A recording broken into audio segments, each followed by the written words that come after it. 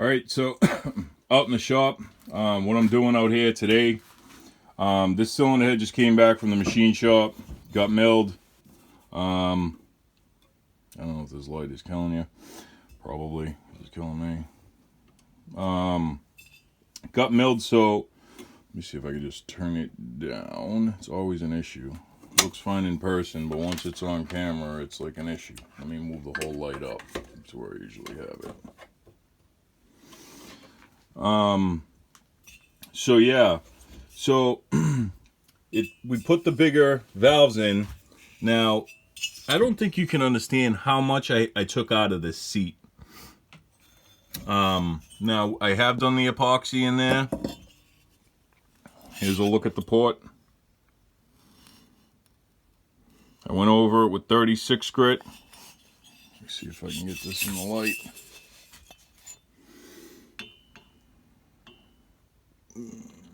Too much light, maybe. So there's the port. So it's got a random hump in this head. That's because we're really trying to get a lot of air through this head. We're pushing 150 CFM. Just took it off the flow bench. And you know, everything went well. Did the pitot tube. You know, checked the velocity through it. Ran it through the flow bench. Had great laminar flow with the incense. Connected up checked the CFM through the spark plug. Everything checked out fine. Velocity, the last time I checked it was at 378 on the intake, 417 exhaust. Now I'm at 420 on the intake and same on the exhaust. The way I got the velocity up was actually two things. I don't know if you could see all this metal here, but you know, if you look at my finger, you know, that's a big pile of metal. Now, here's the valve that's going in it. I've polished it. You know, it even shows fingerprints. It's so polished. Did the back cut on the valve itself. You could see the extra angle. Did that on a Sioux valve machine. Now these valves have not been lapped yet, but you can hear the bounce. These things are honestly, valves don't get better than this for a seal. You know, it's like, you know, insane amount. It's something like 1/10,000th of run out. I can't flip this thing and hold it at the same time. I'm going to drop the cylinder head.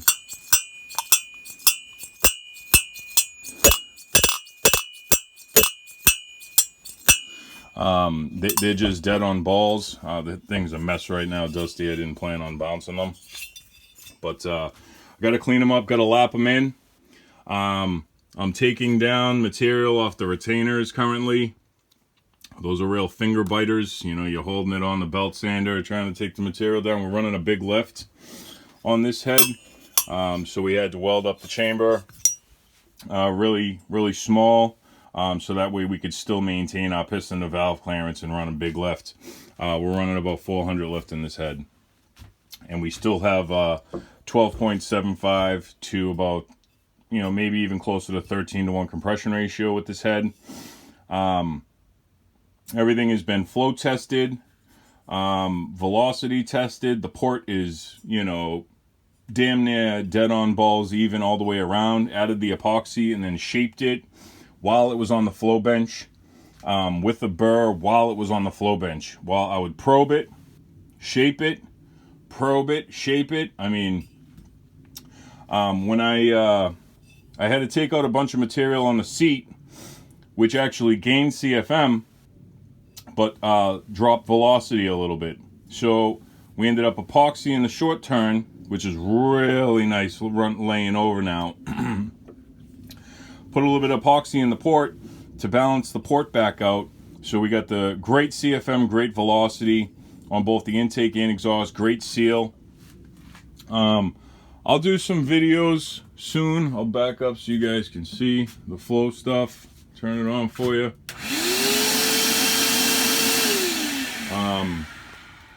I'll do a head pretty soon, show you guys what's going on.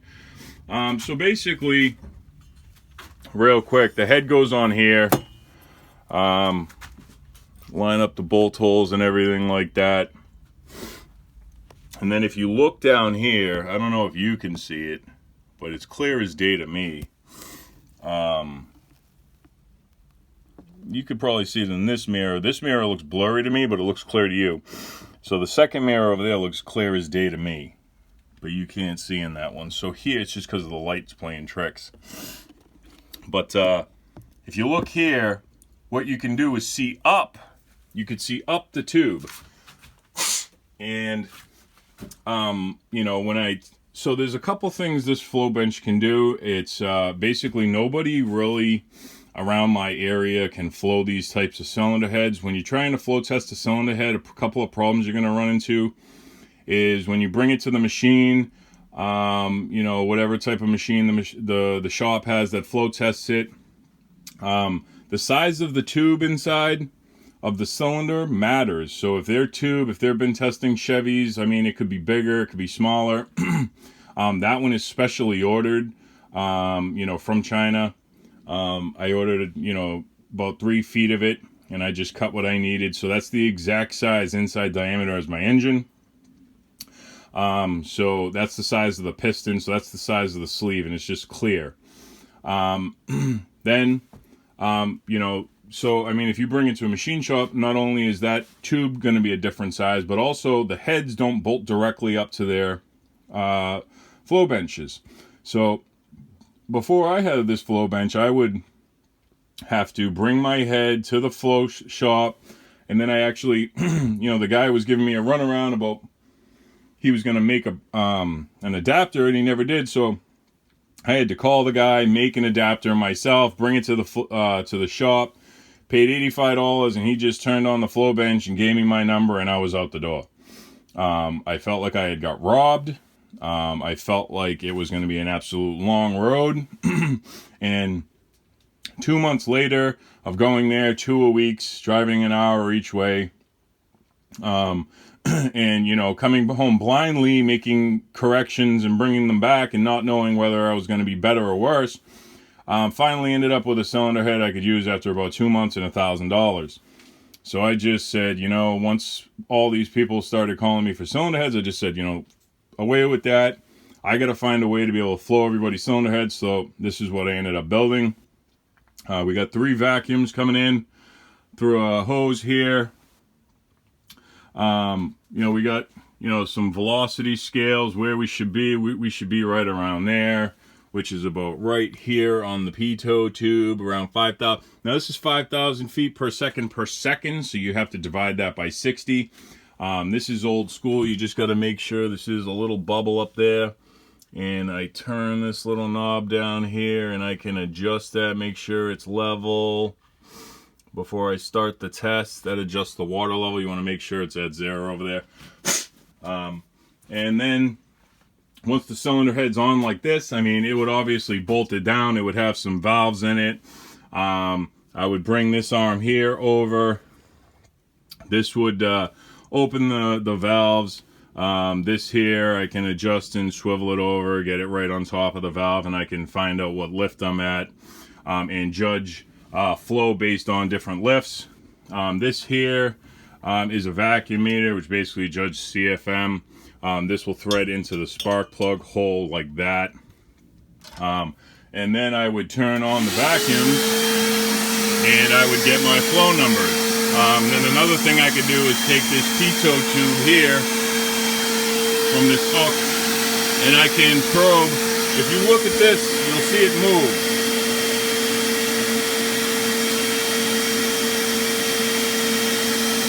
And as I move it, I'll do in here on the bottom left corner, bottom right, top by the guide, top left of the guide, right in the center, a little bit up, a little bit down, a little bit left, a little bit right, and map out this port.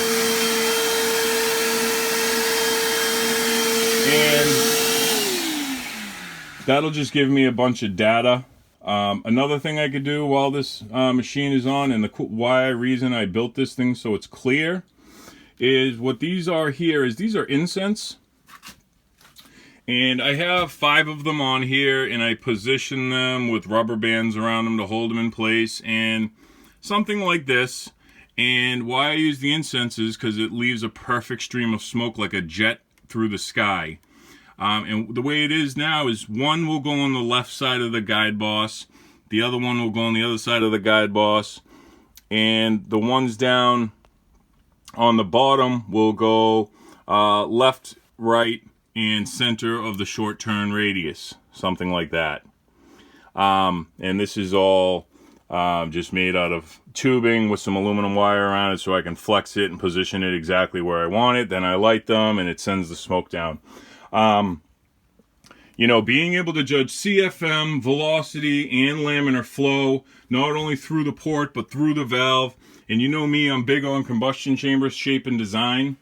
So I can actually, you know, sit here in the chair, look down through my mirror. You guys can't really see it. I don't know why I like games.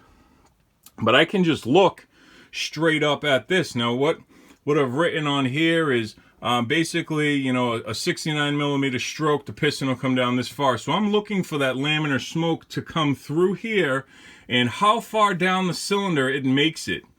Now, on a stock head and stuff like that, it makes it to about here, and it just kind of turns into eddies and turbulences, and it smokes out. Some of the more radius chambers that I do, that will actually, around the valve, it'll almost look like a champagne glass of the smoke. It'll come out like this, and it'll come down the sides really far. And that's how you get the cylinder fill. You know, it cost me a little bit to put this setup together, but I feel like I'm the only one around that really has stuff like this. You know, people are saying, you know, oh, you know, you don't do enough testing and stuff like that. I don't know what these people are smoking, because, I mean, I have everything right here in my shop, like valve machines. I could do all my own valve work. I have a porting area with 1,000 bits. Everything I need in here. I mean, you know, guides for days, TIG welder, you know, belt sander, you know, everything I need in here to get this job done from A to Z. So I've even been doing a lot of work myself on carburetor flowing and stuff like that.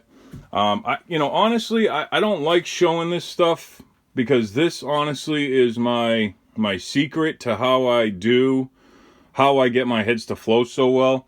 I've been saying that I might do some flow videos, but I think that's about as far as I'm going to show. I'm not really going to show me actually doing any work on that. I know it's, you know, probably information that would help, but I gotta, you know, my daughter's in Catholic school and this is all I do for work, so I gotta make sure that daddy gets paid. But you know, if people are saying that I need to do more testing, I mean, this is where I live. I'm at my house. I live and breathe this stuff. Everything in here I own and I've bought recently, so it's like all brand new. You know, everything I have is nice, functions perfectly, dialed in, calibrated, sharp. You know, bits, burrs, carbides, everything like that is bought weekly. So there is really no better performance out there than the stuff that I'm putting out. And I can say that with confidence from the bottom of my heart. You know, and I do my best to make sure these things, every one of them goes out that I'm proud of. And just like this one, and just like every other one that I put out through my shop, I'm proud of it. And I stand by it. And I know that it's absolutely the best product that could be made. Numbers matching, as long as this thing is dialed into that bottom end, into that cam, into that carb, and that exhaust that I've told you to buy and selected, and we've put it all together, cannot be beat. Guaranteed. So this is Paul from Paul's Karts. Hope you guys liked the video, and until next time, you guys have a good day.